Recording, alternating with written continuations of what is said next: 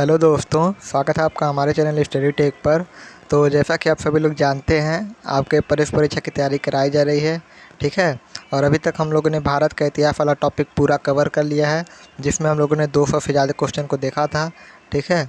और साथ ही साथ हम लोग भारत एवं विश्व का भूगोल वाला जो टॉपिक है, इसको कवर कर रहे हैं। और अभी तक हम लोगों ने लगभग 80 क्वेश्चन इस पर देख लिया है। तो आज के इस वीडियो में हम लोग क्वेश्चन नंबर 81 से स्टार्ट करेंगे, ठीक है। तो आज की वीडियो बहुत ज़्यादा इंपॉर्टेंट होने वाली है, तो वीडियो को स्किप ना करें। तो क्वेश्चन नंबर 81 है आपका, निम्नलिखित में से कौन सा बादल अत्यधिक तीव्र वर्षा के लिए उत्तरदायी होता है, ठीक है। इनमें से कपासी वर्षी, वर्षा अवतरी और पछाव अवतरी में से कौन सा बादल है जो ज़्यादा वर्षा के लिए उत्तरदायी होता है, ठीक है। अत्यधिक तीव्र वर्षा के लिए उत्तरदायी होता है। तो इसका राइट आंसर हो जाएगा आपका ऑप्शन नंबर सी, वर्षा अवतरी, ठीक है, निम्बो स्ट्रेटस, ठीक है। बहुत ही इंपॉर्टेंट क्वेश्चन है यह। अगला है, एशिया के किस देश की तट रेखा सर्वाधिक लंबी है, ठीक है। एशिया के किस देश की तट रेखा सबसे लंबी है। तो इसका राइट आंसर हो जाएगा आपका ऑप्शन नंबर बी, इंडोनेशिया की है। ये भी बहुत ही इंपॉर्टेंट है। अगला है, समान ग्रीष्मकालीन तापमान वाले स्थानों को मिलाने वाली रेखा को किस नाम से जाना जाता है।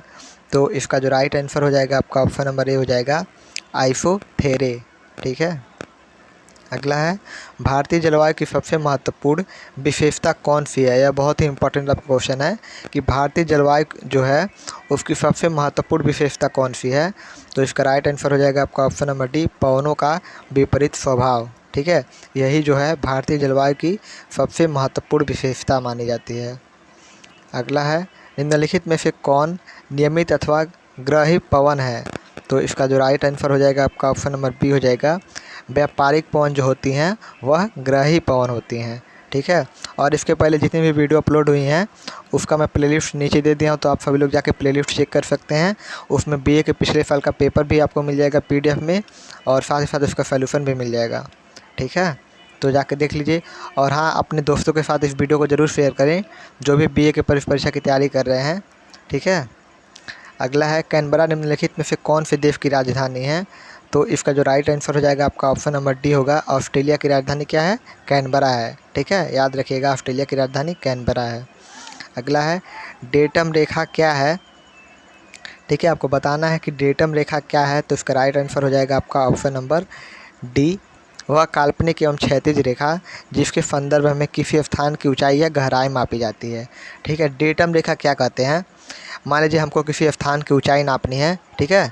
तो वह काल्पनिक रेखा होती है डेटम रेखा, जिससे वह काल्पनिक क्षैतिज रेखा होती है, ठीक है। ऐसे इस तरह के से क्षैतिज रेखा होती है जिसके संदर्भ से, यानी कि इससे हम लोग क्या नापते हैं, उसकी ऊंचाई नापते हैं, ठीक है, या फिर गहराई भी नापते हैं इससे। उसी को हम लोग डेटम रेखा कहते हैं।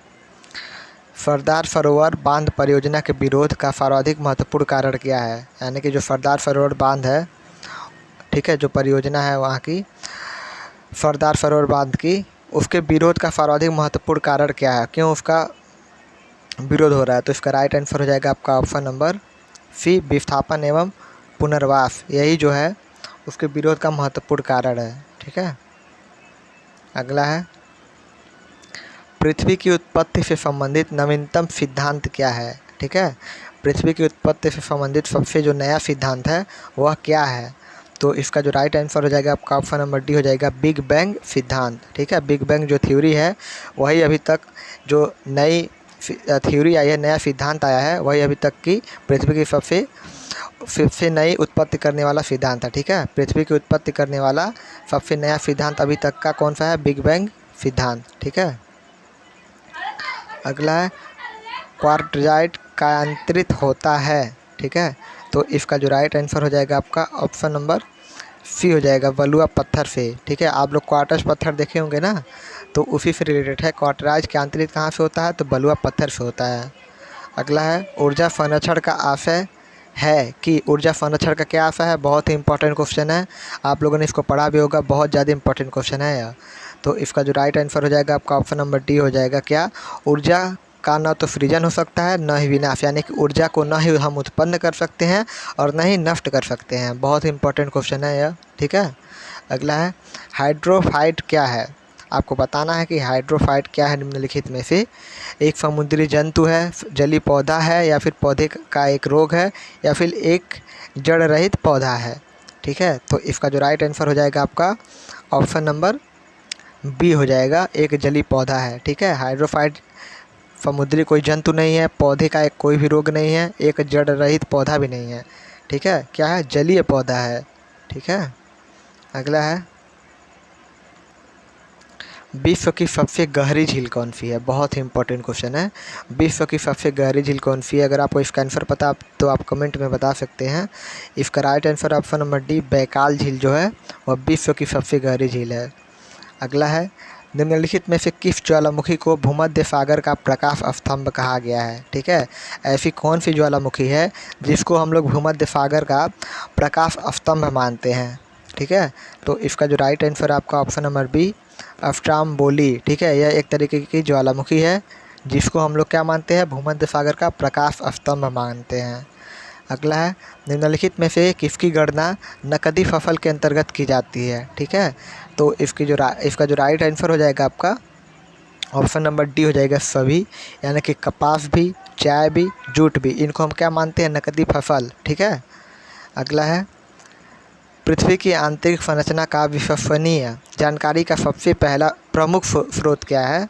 ठीक है, पृथ्वी की जो आंतरिक संरचना है उसका सबसे विश्वास करने वाला, ठीक है, जो जानकारी प्राप्त होता है हमको, उसका सबसे प्रमुख स्रोत क्या है? तो इसका जो राइट आंसर आपका ऑप्शन नंबर ए, भूकंप विज्ञान।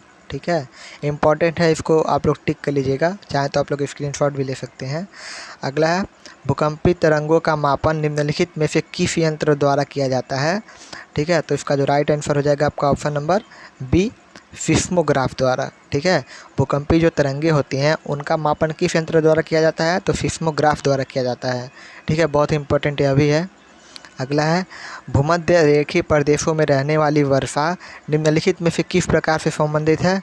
तो इसका जो राइट आंसर हो जाएगा आपका ऑप्शन नंबर बी हो जाएगा, संवाहनीय वर्षा। ठीक है, पर्वतीय नहीं होगा, चक्रवाती भी नहीं होगा, और सभी तो होगा नहीं। ठीक है, संवाहनीय वर्षा जो होती है वह भूमध्य सागरीय प्रदेशों में होने वाली वर्षा का एक रूप है। ठीक है, यानी कि भूमध्य रेखीय प्रदेशों में होने वाली जो वर्षा होती है उन्हीं का एक रूप है, उन्हीं से एक संबंधित वर्षा होती है, संवाहनीय वर्षा। ठीक है, इसको हम लोग क्या बोलते हैं, संवाहनीय वर्षा। अगला है, दक्षिण भारत में प्रवाहित होने वाली किस नदी का थाला सबसे बड़ा है? ठीक है, यानी कि कैचमेंट एरिया किसका सबसे बड़ा है, कहाँ का? दक्षिण भारत में प्रवाहित होने वाली नदी का। ठीक है, तो इसका जो राइट आंसर हो जाएगा आपका ऑप्शन नंबर सी होगा, गोदावरी का। याद रखिएगा, बहुत इंपॉर्टेंट है गोदावरी का। ठीक है, अगला है, ब्रह्मपुत्र नदी भारत में प्रवेश करती है, कहाँ से प्रवेश करती है ब्रह्मपुत्र नदी भारत में? तो इसका right answer option number c, Arunachal Pradesh से प्रवेश करती है। ठीक है, अगला क्वेश्चन है, भारत की पहली लहर ऊर्जा परियोजना यानी कि वेव एनर्जी प्रोजेक्ट निम्न में से किस स्थान पर स्थापित की गई है? तो इसका राइट आंसर है आपका ऑप्शन नंबर सी, विझिंजाम में। ठीक है, अगला क्वेश्चन है, विश्व का सबसे गहरा महासागरीय गर्त चैलेंजर गर्त कहाँ स्थित है? ठीक है, विश्व का सबसे गहरा महासागरीय गर्त चैलेंजर गर्त कहाँ स्थित है? यानी कि इसमें दो क्वेश्चन है। विश्व का सबसे बड़ा महासागरीय गर्त कौन सा होता है? चैलेंजर गर्त होता है। ठीक है, चैलेंजर गर्त है आपका, लेकिन यह कहाँ स्थित है? तो इसका जो राइट आंसर हो जाएगा आपका ऑप्शन नंबर बी होगा, उत्तर पश्चिमी प्रशांत महासागर में स्थित है। अगला है, निम्नलिखित में से कौन सी भाषा बोलचाल में उत्तरी भारतीय मैदानों में प्रयोग नहीं की जाती है? तो इसका जो राइट आंसर हो जाएगा आपका ऑप्शन नंबर सी हो जाएगा, खासी। यह एक तरीके की भाषा होती है जो उत्तरी भारतीय मैदानों में बोलचाल में प्रयोग नहीं की जाती है। अगला है, निम्नलिखित में से कौन सुमेलित नहीं है? तो इसका जो राइट आंसर हो जाएगा आपका ऑप्शन नंबर सी हो जाएगा, चीनुक जो है चीन से संबंधित बिल्कुल नहीं है। ठीक है, अगला है,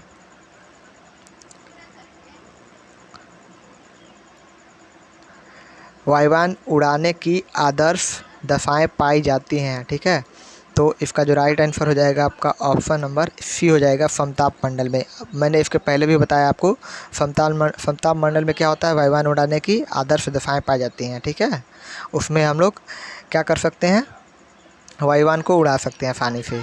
अगला है, सूर्य की सतह पर तापक्रम कितना होता है?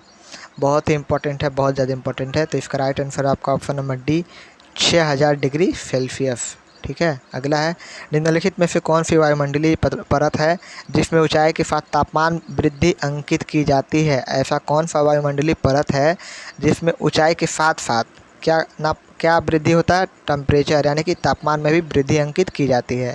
ठीक है। तो इसका जो राइट आंसर हो जाएगा आपका ऑप्शन नंबर सी हो जाएगा, स्ट्रेटोस्फीयर में। ठीक है, बहुत इंपॉर्टेंट है। अगला है, निम्नलिखित में से किसे चमत्कारिक फसल यानी कि मिरेकल क्रॉप के रूप में जाना जाता है? ठीक है, मिरेकल क्रॉप क्या होता है कि निम्नलिखित में से किसको जाना जाता है? तो इसका जो राइट आंसर हो जाएगा आपका ऑप्शन नंबर बी हो जाएगा, सोयाबीन को हम लोग मिरेकल क्रॉप के नाम से जानते हैं, यानी कि चमत्कारिक फसल होती है यह। ठीक है। अगला है, भारत में जंगली चमत्कारिक फसल होती नहीं है, चमत्कारिक फसल के नाम से जानते हैं। ठीक है, तो याद रखिएगा। भारत में जंगली गधा का प्राकृतिक निवास निम्नलिखित में से कौन सा क्षेत्र है? ठीक है, भारत में जो जंगली गधे होते हैं उनका जो प्राकृतिक निवास है निम्नलिखित में से कौन सा क्षेत्र है? तो इसका जो राइट आंसर हो जाएगा आपका ऑप्शन नंबर सी हो जाएगा, कच्छ का रण। ठीक है। अगला है, यह कच्छ का रण नहीं होगा, कच्छ का वन होगा। ठीक है, रन लिख दिया, कच्छ का वन। ठीक है। अब आप लोग बताइए कि कच्छ कहाँ पर है? ठीक है, कमेंट में बताइए कि कच्छ कहाँ पर है। ठीक है। अगला क्वेश्चन है, कार्बन की सर्वाधिक मात्रा होती है, बहुत इंपॉर्टेंट है, कार्बन की सर्वाधिक मात्रा किस में होती है? तो इसका जो राइट आंसर हो जाएगा आपका ऑप्शन नंबर ए हो जाएगा, एंथ्रासाइट में होती है। ठीक है।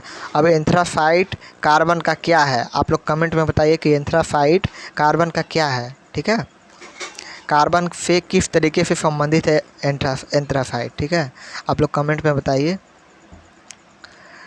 तो आज के वीडियो में बस इतना ही रहने देते हैं। इसके बाद हम लोग क्वेश्चन नंबर 111 से देखेंगे आगे तक। ठीक है, तो अगर आपने वीडियो को लाइक नहीं किया है तो लाइक कर दीजिए, और यदि आप इस चैनल पर नए हैं तो चैनल को भी सब्सक्राइब कर दीजिए। तो मिलते हैं आपसे अगली वीडियो में। Thank you so much.